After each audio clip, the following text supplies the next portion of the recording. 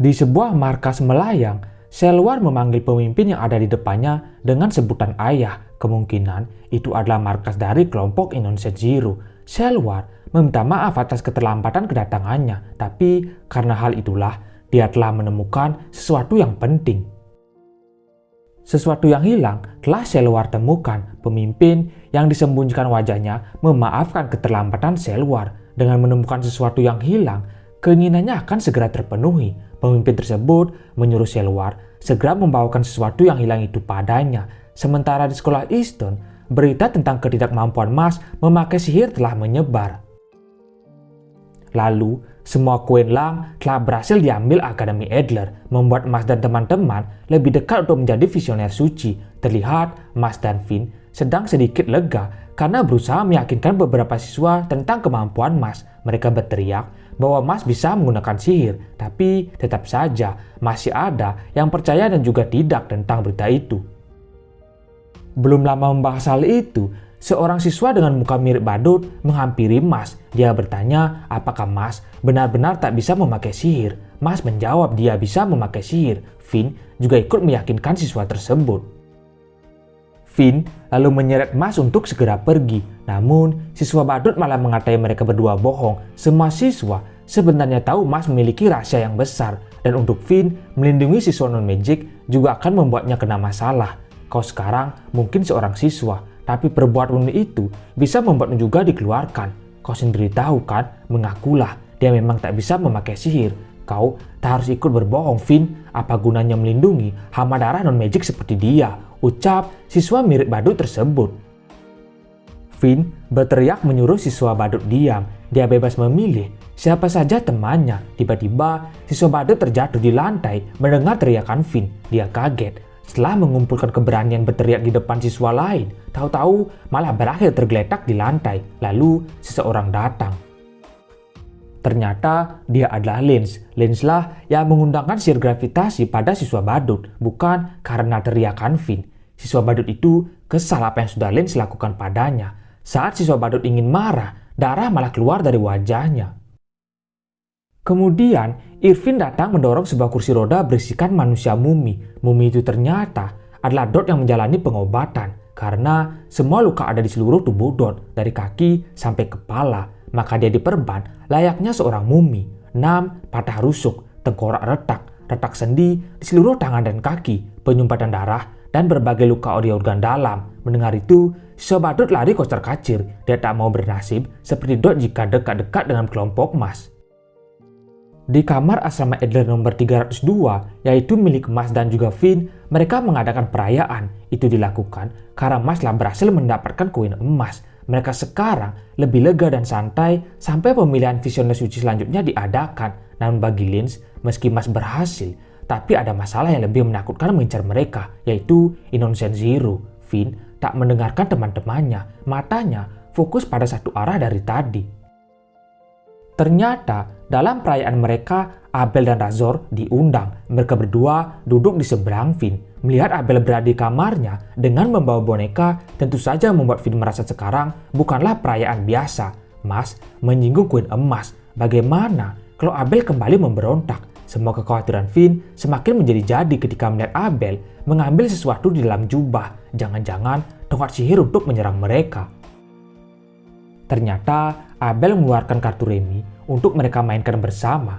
Abel menjelaskan dia tak berniat mencari teman, tapi sebagai kelas yang lebih tinggi, setidaknya dia ingin merayakan kesembuhan Razor bersama mereka. Razor menambahkan, siapapun yang dengan sengaja mengalahkan Abel dalam permainan kartu, dia akan membunuh orang itu. Lalu Irvin datang menawari teh. Razor terdiam. Irvin mengira ucapannya barusan tak didengar. Kembali, Irvin menawari Razor teh. Tubuh Razor tiba-tiba seperti rusak. Dadanya mengeluarkan darah. Abel meminta maaf atas perbuatan temannya itu karena Razor adalah tipe orang yang tak biasa berbicara dengan perempuan. Bahkan Razor tak bisa menggunakan kata gadis. Pesta dimulai. Bagian makanan Dot diambil semua oleh Love. Irvin menawarkan untuk menyuapi Mas karena sudah bekerja keras. Saat Mas menolak karena dia bisa sendiri, Irvin tanpa sengaja memukul mata temannya itu. Mas menanyakan kemana perginya Lance ketika pertarungan bawah tanah. Lance menjawab Setelah mengalahkan si Swalang, dia bertemu dengan tahanan hukuman mati. Lynch akan menceritakan pertarungannya nanti. Pesta selesai, semua beristirahat di dalam kamar Mas. Razor yang masih sadar menghampirinya. Mas, terima kasih sudah mengundang kami, tapi aku harus memberitahumu, mereka akan mengincarmu. Innocent Zero, organisasi kriminal paling berbahaya di dunia. Mereka mencari pemakai penyihir terkuat di sekolah ini. Sebagai ganti Tuan Abel, mereka memberinya kekuatan. Garis ketiga Tuan Abel adalah pemberian. Garis ketiga alami sebenarnya jauh lebih menakutkan. Tuan Abel membutuhkan koin itu sehingga dia mau meminjam kekuatan Innocent Zero, sebuah pengorbanan untuk kebaikan yang lebih besar. Tapi kelihatannya ada sebuah hubungan antara dirimu dan suatu hal yang mereka sedang cari. Waspadalah, mereka pasti akan kembali. Kami harus menerima hukuman atas perbuatan kami.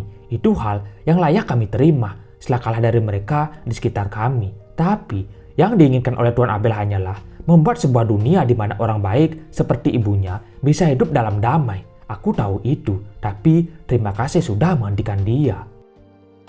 Menurutku, kau masih bisa membuat dunia itu sebuah dunia di mana semua orang bisa hidup damai. Aku ingin melihatnya, Mas, ucap Razor sambil tersenyum. Di luar kamar, siswa badut sebelumnya yang dikerjai oleh Lynch sedang merencanakan sesuatu. Ternyata dia ingin mencari bukti kalau Mas tidak bisa menggunakan sihir. Saat mengintip pedalang, siswa badut melihat Mas mengobrol dengan Razor. Dia heran, kenapa si pengecut Mas bersama dengan salah satu siswa kuat dari asrama Malang. Perhatian siswa badut berubah ketika seseorang memanggilnya dari belakang. Orang itu adalah Abel. Ternyata setelah pesta selesai, Abel meminta izin keluar sebentar. Dia menanyakan apa yang sedang siswa badut lakukan. Melihat siswa Lang terkuat, yaitu Abel Walker menatapnya secara langsung, membuat siswa badut gemeteran. Irvin dan Love terbangun. Mereka penasaran apa yang Mas bicarakan dengan Razor. Sementara di luar ruangan, terdengar siswa badut sedang dikasih pelajaran oleh Abel. Keesokan harinya, Mas dipanggil ke rapat darurat Biro Sihir. Banyak visioner suci dan petinggi akan hadir di sana. Visioner suci, penyihir paling tinggi di dunia, dan kekuatan yang tetap membuatnya berputar. Mereka mengatasi sebagian besar tugas yang berhubungan dengan sihir. Tapi mereka punya peran lain, yaitu bekerja sebagai kekuatan negara yang melindungi masyarakat dari ancaman. Sebagai simbol peran mereka yang agung, mereka diberikan gelar yang membuat mereka disebut sebagai tongkat sihir dewa. Di sebuah gedung besar Biro Sihir, Mas mengikuti sidang darurat. Dia sengaja diundang terkait kasus menyembunyikan ketidakmampuan menggunakan sihir. Kejadian kemarin diperlihatkan saat Irvin dan Mas mencoba menjaga Love karena berjalan sambil tertidur. Seekor burung tiba-tiba muncul lalu menjatuhkan surat undangan untuk Mas. Begitulah awalnya Mas bisa sampai ke dalam rapat darurat sekarang. Wakil Direktur Biro Sihir bernama Blaise Ministar mulai menginterogasi Mas. Menyembunyikan ketidakmampuanmu memakai sihir adalah kejahatan serius. Lebih parahnya, kau tak ketahuan sampai berhasil diterima. Itu belum pernah terjadi. Anak muda, apa kau tahu siapa yang menciptakan dunia ini? Orang yang kuat? Tentu bukan. Dewalah yang menciptakan dunia ini bagi kita.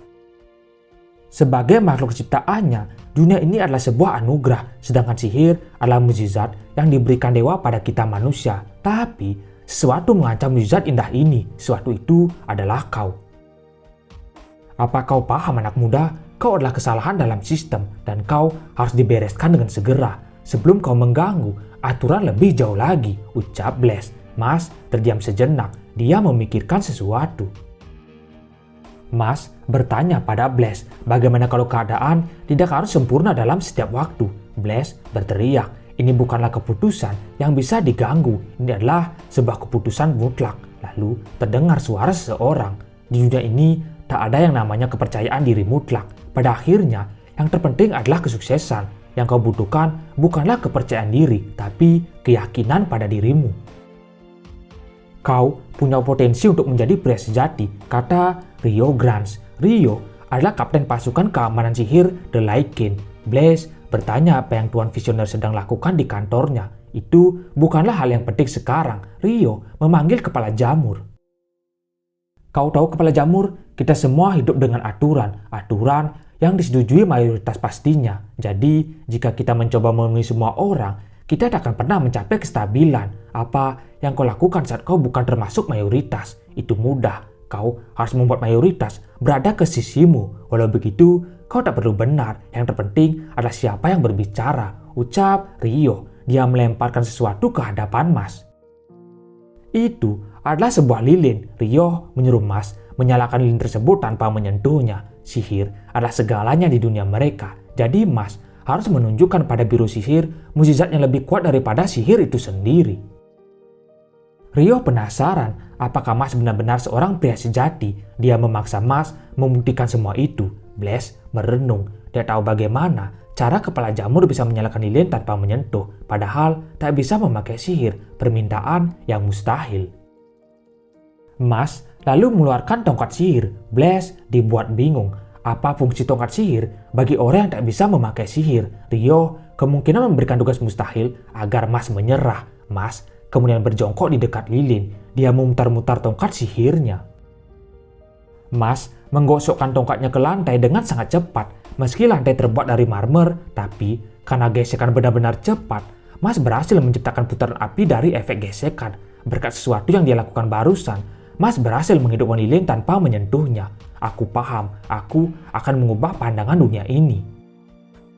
Akan kuubah pandangan dunia ini dengan tinjuku, kata Mas sembari mengepalkan tangannya. Rio tersenyum. Dia benar-benar menganggap Mas adalah orang yang keren dengan pemikiran yang keren juga.